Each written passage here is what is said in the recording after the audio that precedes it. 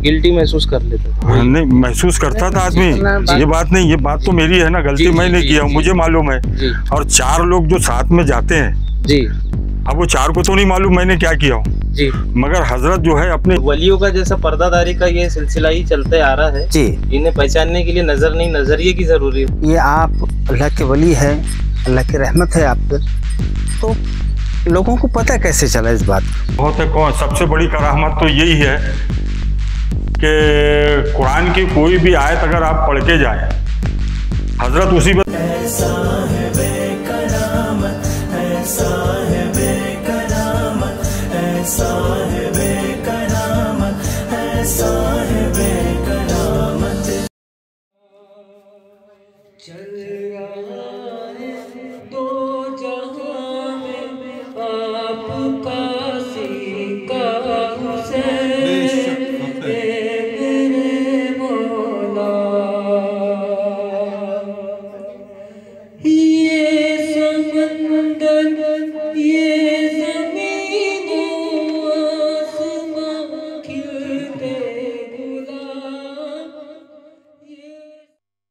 अस्सलामुअलैकुम रहमतुल्लाहि व बरकातुहू। वालेकुम अस्सलाम व रहमतुल्लाहि व बरकातुहू। हजरत, हम जानना चाहेंगे कि इस वक्त जिस बारगाह शरीफ में हम मौजूद हैं, आप हजरत के शान के बारे में, इनके नाम के बारे में हमारे ज़ाहिरीन को बताएं कि हम इस वक्त कहाँ मौजूद हैं। इस वक्त जो है हम लोग जो है कलमेश्वर का एक गांव है तोंडा कैरी जी, मिनी डोरली के नाम से जाना जाता है। मिनी डोरली के नाम से जी जी। और तहसील कलमेश्वर है, जिला नागपुर है जी। और आप यहाँ पे किस ओहदे से यहाँ पे खिदमत को अंजाम दे रहे हैं हजरत? जी, मैं जो है दरअसल जो है हजरत शेखुल आरिफीन महबूब हजरत ख्वाजा मोहम्मद उस्मान से चिश्ती रहमतुल्लाह अलैह का खलीफा हूँ जी। और इन्होंने जो है 1990 में मुझे जो है खिलाफत से सरफराज किया है और मैं 14 साल जो है सरकार की सोहबत में रहा हूँ माशाअल्लाह। और हमारे ज़ाहिरीन इस वक्त इस बारगाह शरीफ में जैसा आना चाहे तो किस तरीके से आ सकते हैं? नागपुर से आने के लिए रेलवे स्टेशन से तकरीबन 25 से 26 किलोमीटर है जी। और इसको आने के लिए जो है अपना गिट्टी खदान होते हुए फेटरी जो रास्ता है जी, काटोल रोड, वहाँ से आसाराम बापू का आश्रम है जी। आश्रम से राइट जो है 11 किलोमीटर की दूरी पे तोंडा कैरी है गांव, वहाँ पे हजरत का जो है मज़ार है जी।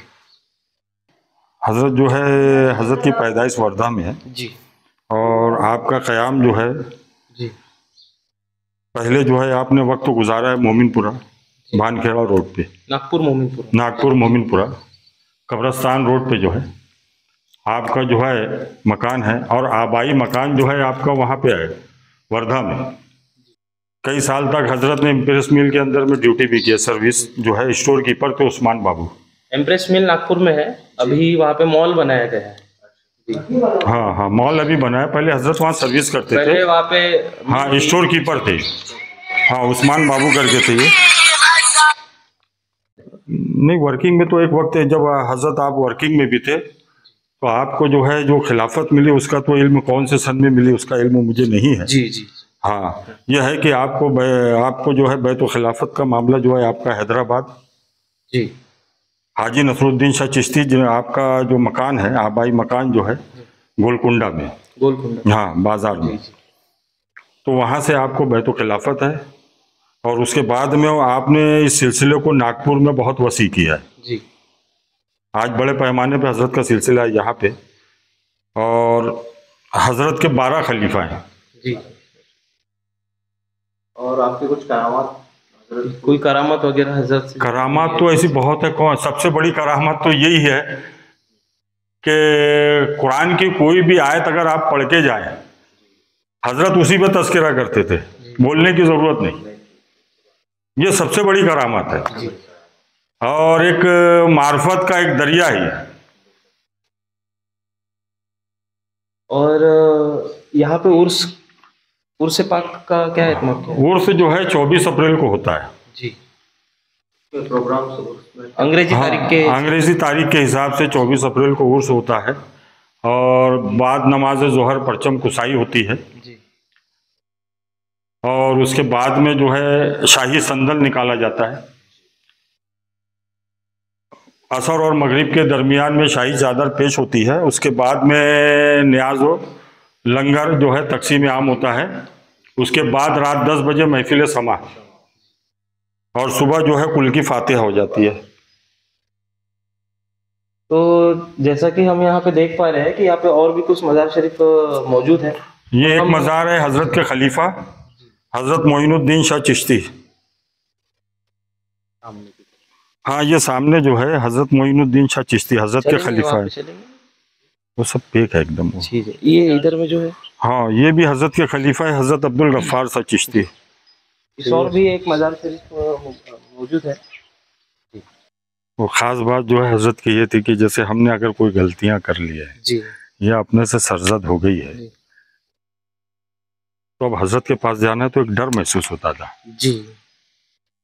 अब भाई गलती जो मैंने किया हूँ तो मुझे ही मालूम है ना, मतलब वो मुझे ही मालूम है। गलती का एहसास उसे हो जाता था, हजरत के सामने ही आता। हाँ, गिल्टी महसूस कर लेता था। हाँ, नहीं महसूस करता था आदमी।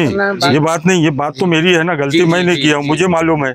और 4 लोग जो साथ में जाते हैं जी, अब वो 4 को तो नहीं मालूम मैंने क्या किया हूँ जी, मगर हजरत जो है अपने इशारे के अंदर में इस तरीके से बातें करते थे जिसकी गलती है वो खुद ही समझ जाए, यानी किसी का राज जो है अफसा ना हो, जाहिर ना हो। जी, जी, ये हजरत किसी का राज जाहिर ही नहीं करते थे। तो राज जैसे बाज लोगों में होती कि 4 के सामने बोल देना, मगर हजरत में ये बात नहीं थी।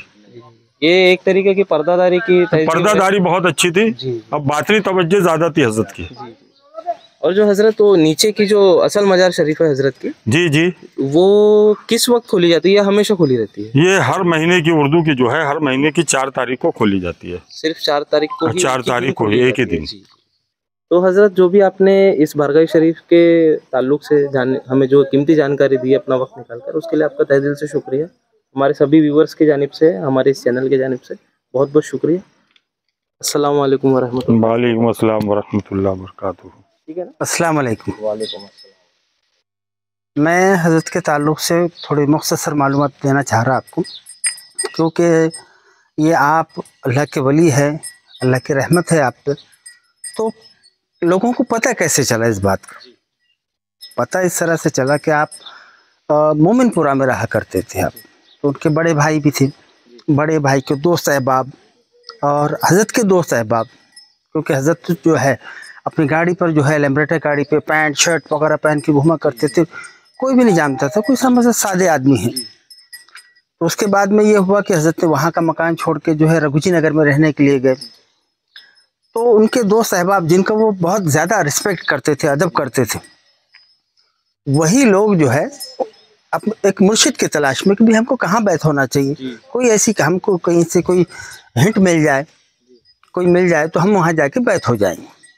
तो इत्तेफाक की बात यह है कि हजरत के हम नाम उस्मान भाई करके थे। तो वो उन्होंने हाजिरी में उनसे पूछा कि हजरत हम बैत होना चाहते, कहाँ होना चाहिए? तो उन्होंने बताया कि ठीक है, बोले तुम तो बहुत अच्छी तरीके से जानते, बोले उनको। बोले किस तरह से जानते? तो बोले देखो मैं तुमको पता देता हूँ, आप उस पते पे चले जाओ। तो हजरत ने वो जो हाजिरी में जो हजरत आए थे उन्होंने बाकायदगी से जो है घर नंबर, मकान नंबर, हर चीज़ जो है उनको बता दी। बताने के बाद में वो लोग ढूंढने लगे। ढूंढ के जब पहुँचे तो जब हजरत का आमने सामना हुआ तो वो हैरान हो गए, क्योंकि वो हजरत को बहुत अच्छे से जानते थे और वो अपना बच्चा समझते थे। लेकिन जब उन्होंने देखे कि भाई ये ऊपर से इशारा हुआ है, जिन लोगों को देख के हजरत जो है उनके सामने सिगरेट नहीं पिया करते थे, जिनका अदब किया करते थे, वो अब दो जानों घुटने पे होकर बैठ गए कि हजरत हमसे गलती हुई, हम आपको नहीं पहचान सके, आप हमको बैत कर लीजिए। तो आपसे उम्र में बड़े, सब बड़े, रुतबे में बड़े उस वक्त आके हजरत के हाथों पे बैत हुए। ये हजरत की सबसे बड़ी करामत। यहाँ से हजरत जाहिर होना शुरू हुई। तो फिर करामत है तो हजरत की जो है ये मतलब पहली करामत भी थी और यहाँ से उनकी विलायत जाहिर हुई, क्योंकि आपको कोई भी नहीं जानता था। उसके बाद में लोग जानने लगे आपको, तो समझते थे कि हम आप जैसे हैं। तो उसके बाद जो है हजरत का जो सिलसिला दराज हुआ। करामतों की तो क्या बात है, उसमें ये वलियों का जैसा पर्दादारी का ये सिलसिला ही चलते आ रहा है जी। इन्हें पहचानने के लिए नजर नहीं, नजरिए की जरूरत होती है। बिल्कुल सही बोल रहे हैं आप कि इनको पहचानने के लिए जो है असल में वो अताए खुदाबंदी है, वरना हमारी औकात नहीं है कि हम पहचान सकें। जब अल्लाह इनको अगर रूशनास करना चाहता है किसी को, तो वो जो है राज के पर्दे वो हट जाते हैं। ऐसा हजरत का रहा और आखिर तक के, हालांकि हजरत की सोहबत में मैं भी तकरीबन 10 साल रहा, और शर्फ बारिया भी जो है हमेशा मिली मुझे। तालीम तरबियत हजरत के ज़ेरे साए हुई मेरी। तो बहुत बहुत शुक्रिया जो आपने हमें जानकारी दी है। हयाकल्ला।